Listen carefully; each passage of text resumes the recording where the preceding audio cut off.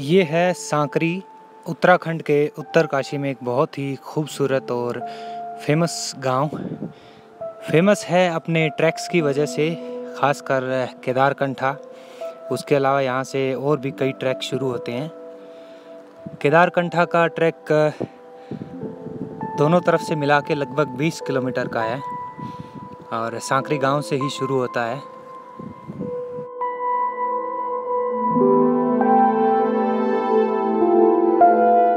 घने जंगल के बीच से होता हुआ ये ट्रैक लगभग नॉर्मल टूरिस्ट को 3 दिन लगते हैं इसमें।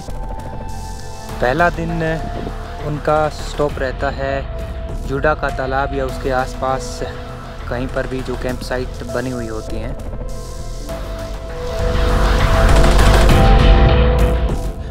ज़्यादातर ये ट्रैक विंटर के टाइम में करने में ज़्यादा मज़ा आता है। विंटर टाइम में सांकरी से थोड़ा ऊपर लगभग 1 किलोमीटर जाते ही बर्फ़ शुरू हो जाती है और जैसे जैसे ऊपर चढ़ते जाते हैं बर्फ़ जो है वो बढ़ती जाती है।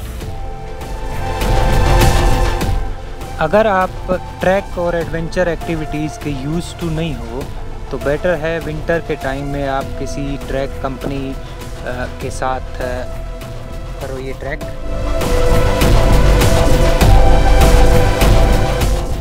मैं अभी 11-12 दिसंबर को गया था ये ट्रैक करने।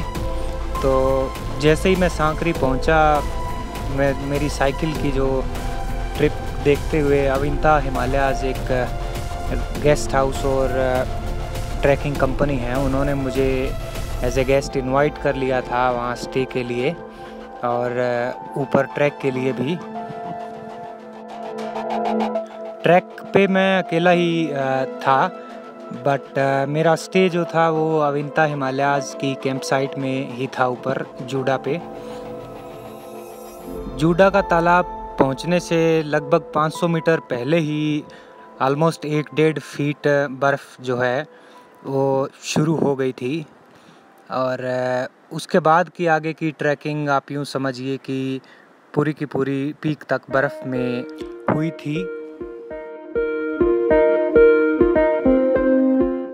मैं ऑलमोस्ट 2-2.25 घंटे में जूडा का तालाब पर पहुंच गया था। जूडा का तालाब एक्चुअली सांकरी से केदारकंठा पीक के बीच में एक तालाब है, छोटा सा, चारों तरफ जंगल और छोटी पहाड़ियों से घिरा हुआ। उस टाइम पे ये ऑलमोस्ट पूरा का पूरा जमा हुआ था।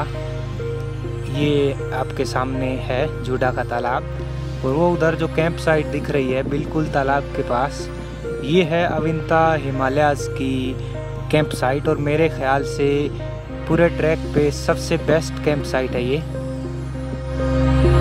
पूरी जमी हुई झील के बिल्कुल किनारे पर टेंट लगे थे और रात के वक्त आसमान में इतने सारे तारे और टूटते हुए तारे जो देखे, वो मेरा सबसे खूबसूरत एक्सपीरियंस था अब तक का। पास में ही वहीं पे किचन टेंट लगा हुआ था और उसके थोड़ा पीछे टॉयलेट टेंट थे। सुबह चाय के बाद फ्रोज़न लेक पे थोड़ी स्लाइडिंग की, मस्ती की और उसके बाद ब्रेकफास्ट करके मैं निकल गया।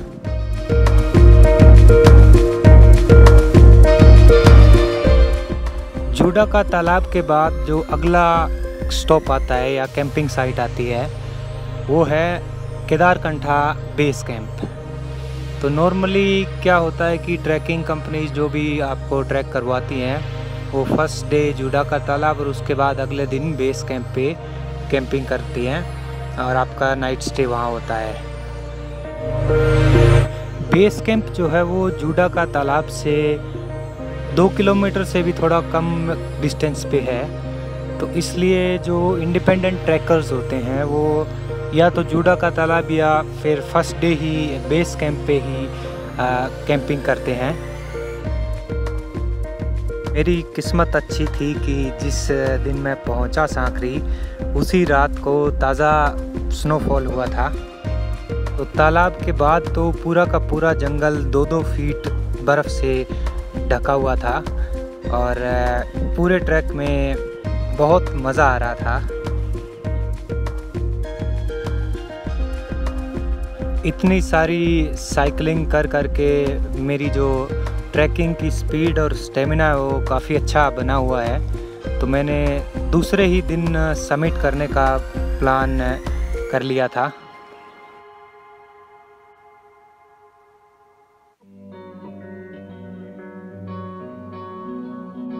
तो अगर आप भी मेरी तरह विंटर में भी सोलो ट्रैक करना चाहते हैं केदारकंठा का, तो 2-3 चीज़ें मैं आपको बताना चाहूँगा कि स्टिक ऑब्वियसली किसी भी ट्रैक पे हम साथ रखते ही हैं। दूसरा ये है कि नीचे सांकरी की मार्केट से आप स्नो वाले या फिर स्पाइक्स वाले जो शूज़ रेंट पे मिलते हैं वो ज़रूर ले लेना, और उसके साथ जो गेटर्स और वो एक चीज़ और वो देंगे, मैं नाम भूल गया हूँ उसका, तो वो बस 2-3 चीज़ें आप अपने साथ ज़रूर रखिएगा। आगे ऊपर बहुत बर्फ़ मिलेगी और उसके अंदर आपके पाँव घुटनों तक भी मतलब बर्फ़ में धंसेंगे कहीं कहीं पर, तो वहाँ पर वो बहुत काम आएंगे।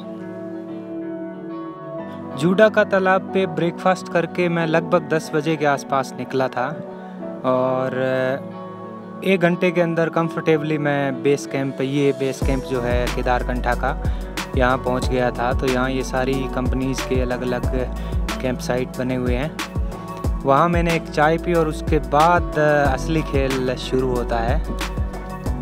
मैंने बेस कैंप के बाद समिट के लिए 11 बजे के आसपास ट्रैक शुरू किया और उसके 200 मीटर के बाद मुझे कोई भी इंसान नहीं मिला जाते हुए या आते हुए, क्योंकि नॉर्मली जो ट्रैकिंग कंपनीज़ हैं या कोई भी बेस कैंप के बाद समिट की चढ़ाई शुरू करता है वो बहुत अर्ली मॉर्निंग शुरू करते हैं और 11 बजे 12 बजे के आसपास तक वो सारे नीचे आ जाते हैं। तो मैंने पूछा हुआ था नीचे कि आगे अगर कोई ढाबा वगैरह कुछ तो होगा, तो बताया था मुझे उन्होंने कि एक जगह आपको चाय या नाश्ते के लिए कुछ ढाबा मिल जाएगा।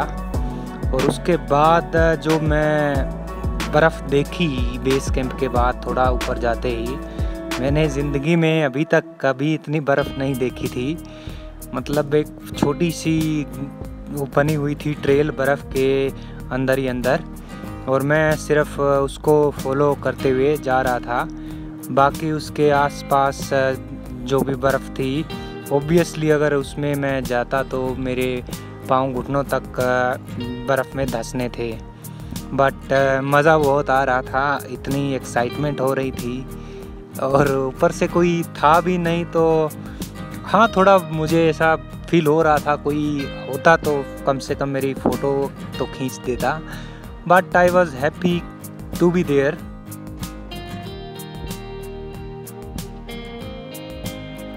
जस्ट इमेजिन इतना घना जंगल और इतनी सारी बर्फ़ चारों तरफ, बीच में एक पतली सी पगडंडी बनी हुई, आप उस पर चलते हुए जा रहे हैं, कोई आगे है ना पीछे है, आसपास भी नहीं है। मुझे हल्की भूख महसूस होने लग गई थी, तो आई वॉज होपिंग कि ढाबा जल्दी आ जाए। बीच बीच में कहीं कहीं पर स्टीप क्लाइंब आती थी तो वहाँ मुश्किल होती थी थोड़ी। जैसे जैसे ऊपर जा रहा था ठंड ज़्यादा बढ़ रही थी और हवा भी तेज़ चलनी शुरू हो गई थी, खासकर जब जो जंगल का एरिया है वो ख़त्म हुआ और ओपन स्पेस में पहुंचा। जंगल से बाहर ओपन में आते ही मुझे 2 टेंट लगे हुए दिखे सामने कोई 200 मीटर दूर, और तेज़ हवा बहुत चल रही थी। जो ट्रेल बनी हुई थी उसमें भी बर्फ़ गिर रही थी। दोनों में से ये ढाबा बंद था, तो मैं इस तरफ वाले की तरफ मुड़ा और फॉर्चुनेटली वो खुला मिल गया और उसमें मुझे 2 आदमी बैठे हुए दिखे। और यहाँ पर फिर मैंने एक मैगी ऑर्डर की, वो मैगी खाई और उसके बाद मैं यहाँ से समिट के लिए निकला।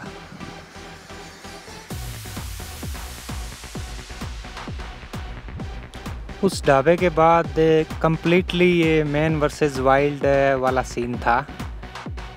एक ट्रेल जो बनी हुई थी मैं उसको फॉलो करता हुआ जा रहा था। ठंड ऑब्वियसली ऊपर बढ़ रही थी और ओपन स्पेस होने के कारण हवा और तेज़ी से चल रही थी। इतनी तेज़ हवा थी कि ऊपर बर्फ़ उड़ उड़ के जो बनी हुई ट्रेल थी उसको भी भर दिया था उसने, और कई जगह पे तो मुझे पूरी की पूरी ट्रेल मिटी हुई दिखी, कुछ नहीं, सामने प्लेन स्पेस था। उस सिचुएशन में मैंने बस अपनी इंट्यूशन को फॉलो किया और अंदाज़ा लगा के ऊपर मैं चलता गया। दोबारा खुद से नई ट्रेल बनानी थी, इसलिए पाँव भी धंस रहे थे बर्फ़ में। तो उस टाइम वो जो नीचे मैंने रेंट पे लिए हुए था जो जूते और उसके साथ गेटर्स, वो काम आ रहे थे।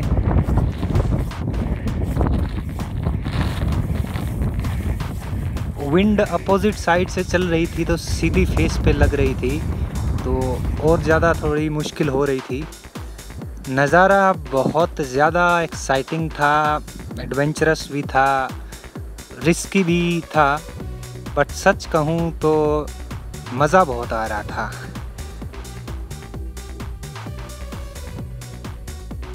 इस तरीके से तेज़ आंधी में मैंने अभी तक सिर्फ धूल उड़ती हुई देखी थी ज़िंदगी में, और ये इतनी हाइट पे बर्फ़ का जो नज़ारा था वो मैं पहली बार महसूस कर रहा था, और उसके अंदर चलना क्या कमाल का एक्सपीरियंस था मेरा।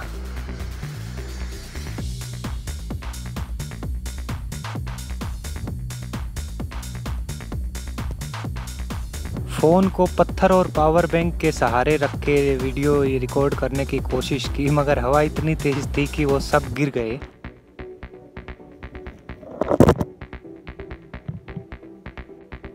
समिट पे पहुंचने से 500-700 मीटर पहले तक एक रिज शुरू होती है, तो आप उस रिज के ऊपर चलते हैं। उस रिज पे उतनी बर्फ़ नहीं होती, बट कहीं कहीं पे इतना स्टीप होता है कि वो और भी रिस्की होता है। लगभग 1:15 के आसपास मैं समिट पे पहुंच गया था, और वहां पहुंचने के बाद मैं पता नहीं मुझे क्या कैसा महसूस हुआ, वो बयान करना बड़ा मुश्किल है।